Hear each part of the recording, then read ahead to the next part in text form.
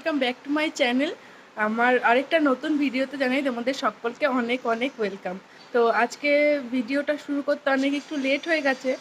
সোনা চলে গেছে অফিসে। আমি ওকে আজকে পেঁপে বানিয়ে দিয়েছি। পেঁপে বানিয়ে কেটে দিয়েছি দিদিকেও খেতে দিয়ে দিয়েছি। এখন বাজে 11টা। এখন থেকেই ব্লগটা স্টার্ট করছি। তো চলো সঙ্গে থাকো, তোমাদের সঙ্গে নিয়ে আজকের কাজগুলো করব। আজকে জানো তো বাজারে কিচ্ছু নেই, দেখি বাজারে যাব, তোমাদেরও সঙ্গে নিয়ে আজকে বাজারে যাব। তাহলে চলো, দেখা হচ্ছে আবার একটু পরে। তিতলি এসে গেছে আমার কাজ বাড়াতে।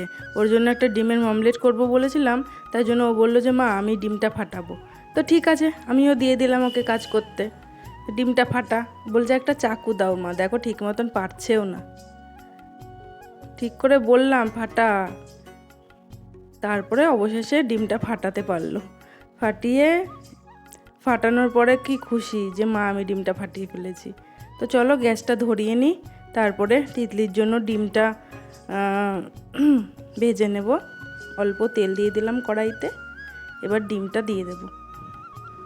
ছড়িয়ে নিলাম, ও স্কুলে যাবে, ওই জন্য ভাবলাম যে তাড়াতাড়ি ডিম আমলেট করে দেবো। ডিম আমলেট করে ও ভাত খেয়ে নেবে, তারপরে আমি আবার অন্য রান্নাগুলো করব। তো আমি ভাবলাম যে আমার জন্য তো কিছু করতে হবে, আমি তো কি খাবো। আমি সকালে সোনাকে পেঁপে কেটে দিয়েছিলাম, আমার জন্য খানিকটা পেঁপে কেটে নিলাম। আমি আজকে সকালবেলা ব্রেকফাস্ট এই পেঁপেটা দিয়েই করে নেব। পেঁপেটা না এত মিষ্টি, ভাবলাম একটু বসে জিরিয়ে আরামসে একটু খাই।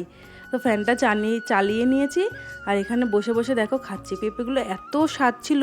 শোনো না, আবার ওই হাইব্রিড পেঁপেগুলো আনে না, ওই দেশি পেঁপেগুলো আনে, যেগুলো দেশি হয় আর কি, নরম হয়, একটু কাটতে অসুবিধা হয়, কিন্তু কোনো সার ছাড়া তো বেশ ভালো। অবশ্য এখনকার দিনে তো আবার চাষেও পেঁপে হয়, তবে দেশি পেঁপে আর বিদেশি পেঁপের মধ্যে অনেক তফাৎ আছে।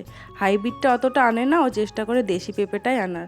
খুব টেস্ট ছিল। এত বড় পেঁপে আমি খেলাম, মা খেলো, সোনা নিয়ে গেল, আবার কালকেও সোনার জন্য হয়ে যাবে।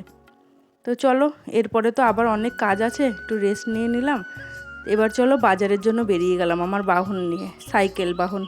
তো চলো আজকের এই জায়গাটা দেখতে, দেখো চারিদিকটা কত সুন্দর লাগছে। আমি সাইকেল চালাচ্ছি আর হাতে ক্যামেরা ধরে রয়েছি। সামনে দেখো কি পরিমাণের রোদ, কেউ রাস্তায় নেই। আমার আজকে অনেক লেট হয়ে গেছে বাজারে যেতে, তবে কিচ্ছু করার ছিল না, আমাকে বাজারে যেতেই হতো।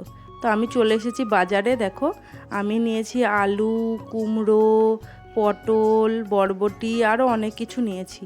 তো আমাদের বাজারটা তো কীরকম তোমাদের সঙ্গে শেয়ার করিনি, তাই ভাবলাম একটু শেয়ার করি বাজারঘাটটা আমাদের শান্তিপুরে কেমন হয়।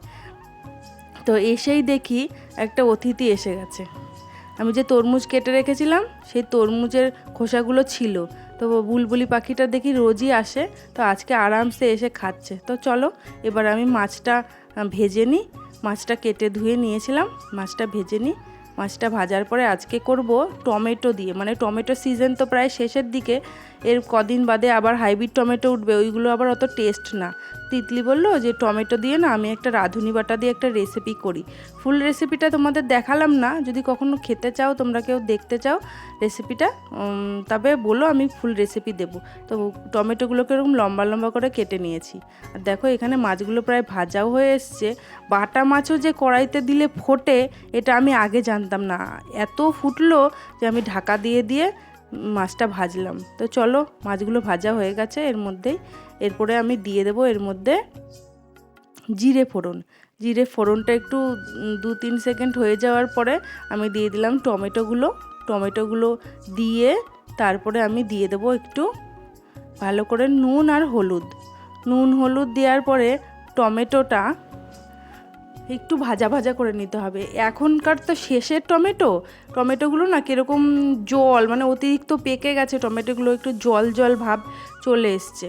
তো কিছু করার নেই, লাস্ট আর কি বৈশাখ মাসের মাঝামাঝিতে প্রায় লাস্টের দিকে টমেটোটা, এখন দাম কমই ছিল, এর কদিন বাদে তো দাম প্রচণ্ড বেড়ে যাবে, আর খাওয়া যাবে না এত পরিমাণ টমেটো, টেস্টও লাগে না।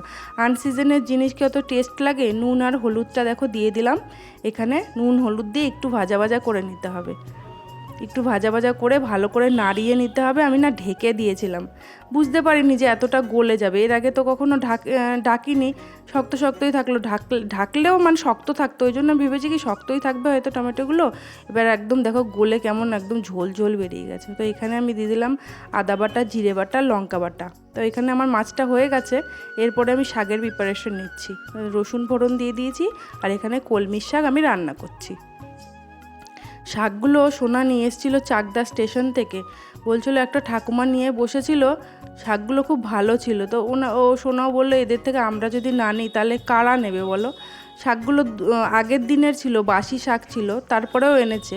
শাকটা খাওয়ার পরে দেখলাম সত্যিই খুব ভালো, একদম দেশি টাটকা শাক ছিল। একদিনের বাসি হলেও খুব ভালো ছিল শাকটা। তো নুন হলুদ দিয়ে দিয়েছি। নামানোর আগে একটু শাক তো একটু তো মিষ্টি দিতেই হয়, মিষ্টি দিয়েই নামাবো। এখন প্রায় শাকটা অনেকটাই হয়ে এসছে, একদম মজে এসছে। এত ভালো ছিল শাকটা, রান্না করার সময় আমি বুঝতে পেরেছিলাম যে শাকটা বেশ ভালো হবে।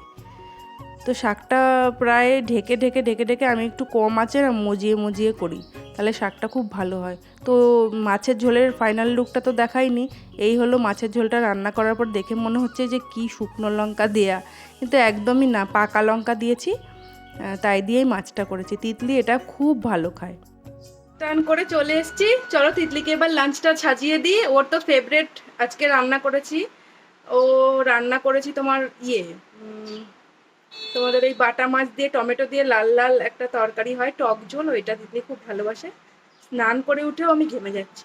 তো চলো তিতলির প্লেটারটা দেখিয়ে নিই, ওকে খেতে দিয়ে দিই। তিতলির জন্য খাবার বেড়ে নিয়েছি, তিতলি খেয়ে নেবে। তো আজকের জন্য এইটুকুনি, দেখা হবে অন্য কোনো ভিডিওতে।